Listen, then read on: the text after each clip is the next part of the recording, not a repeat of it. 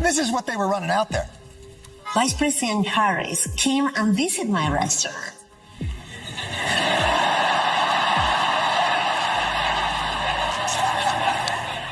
It's been a few months since the DNC suffered a major loss. Donald Trump and Jon Stewart dominated the election, and the shockwaves are still being felt. But Jon? He's just getting started. Come on, the big movers and shakers of the Democratic Party must know her well. She worked at McDonald's, and she greeted every person with that 1,000-watt smile and said, "How can I help you?"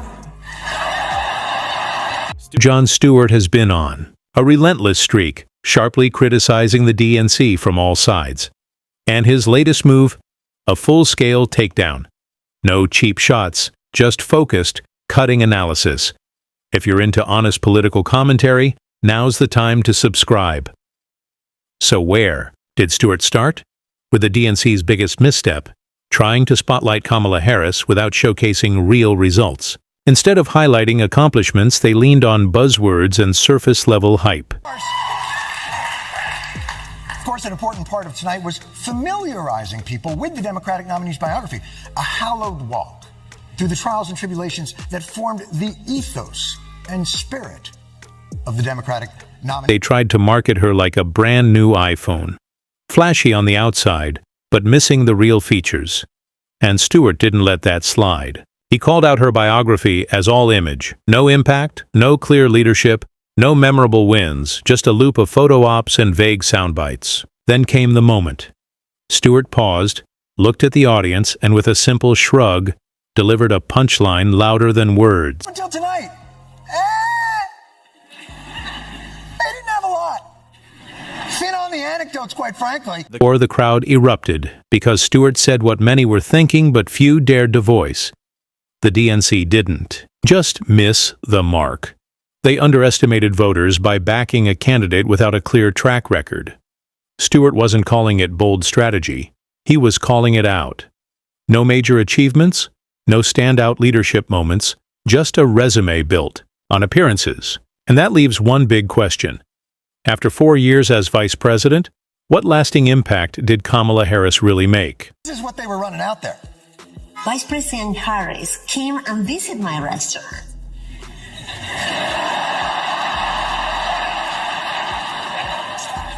When election season hit, the DNC was scrambling. With no standout legacy to promote, they leaned on messaging, and it fell flat.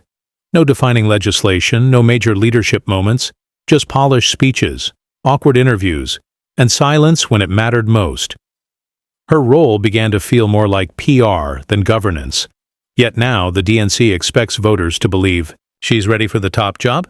That's a tough sell. You know, I know you only had 4 weeks to put this movie together, but come on. You got to do better than... I was working and she walked in. I drove her in an Uber. That's where Jon Stewart stepped in, tearing into the DNC for thinking a polished title could mask mediocre leadership. He didn't hold back, calling out the hollow branding and exposing the disconnect between image and impact. It wasn't just criticism, it was a wake-up call. And now, it's clearer than ever why Kamala Harris and the DNC struggled in the election. Movers and shakers of the Democratic Party must know her well. She worked at McDonald's, and she greeted every person with that 1,000-watt smile and said, "How can I help you?" When it came time to ask for votes, the DNC couldn't point to a single major achievement, no defining win or standout moment proving readiness to lead. And when challenged, their excuse? They only had 4 weeks to prepare. But let's be honest, they had 4 years. 4 years to lead, to build trust, and to tell a compelling story. Instead, we got buzzwords, hashtags, and headlines with no substance. They relied on image over impact, and it didn't work. You have to say that. When you work at McDonald's, or really any point of service occupation. How can I help you? You'd think party leaders could clearly list her top achievements. Turns out they can't. Ask for specifics, and you get vague talking points or silence. It's more than disappointing. It's a clear example of how surface-level pandering can derail a campaign. The truth? The DNC wasn't forced into their decision. It wasn't a carefully planned, historic choice. It was a rushed move to appease pressure. Kamala Harris wasn't a proven leader. She was an untested gamble, and voters saw right through it. Phone rings.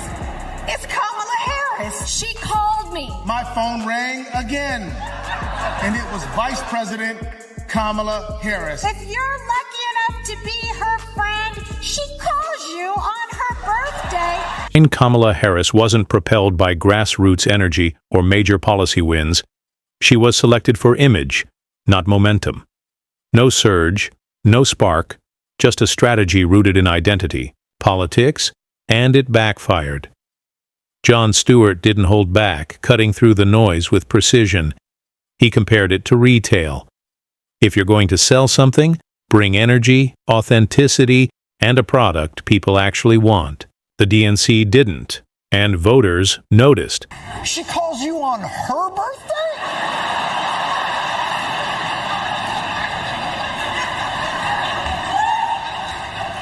That is very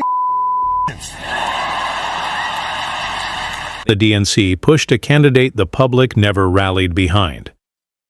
Kamala Harris's vice presidency felt routine, showing up, following the script, and avoiding risks. No standout achievements, no defining moments. Just a quiet presence. She didn't reshape the role or leave a lasting mark. Yet the DNC seemed to believe that simply being there was enough to make her the next leader. Yeah, let's go Democrats! You know, the dumber your hat, the more energy you always have. Come on. Voters aren't clueless. If you want to lead, show results. But instead, we got birthday calls. Yes, really. One clip shows Kamala Harris calling people on her own birthday as a sign of leadership. It's a strange moment that feels more like a publicity stunt than genuine connection. Backwards? Absolutely. But sadly, it fits the pattern. A political strategy built on awkward optics and mixed signals. Never puts on a donkey hat and is like, you know what, let's stay in tonight. But of course Democrats are excited because this is a chance for them to lay out their specific vision each night, and let's hear what you got. It's like watching politics become a parody. Every move feels crafted by consultants far removed from everyday people. The gestures are awkward, the messaging confusing, and the connection to real concerns almost non-existent. It's not leadership, it's a performance. And Jon Stewart didn't hold back. He called out every misstep, every hollow gesture because someone had to. Maybe, just maybe, Kamala Harris simply miscalculated. This morning, we are learning how each night of the convention will highlight her vision for the country. Tomorrow's opening night's theme, For the People. Tuesday will outline Democrats' bold vision for America's future.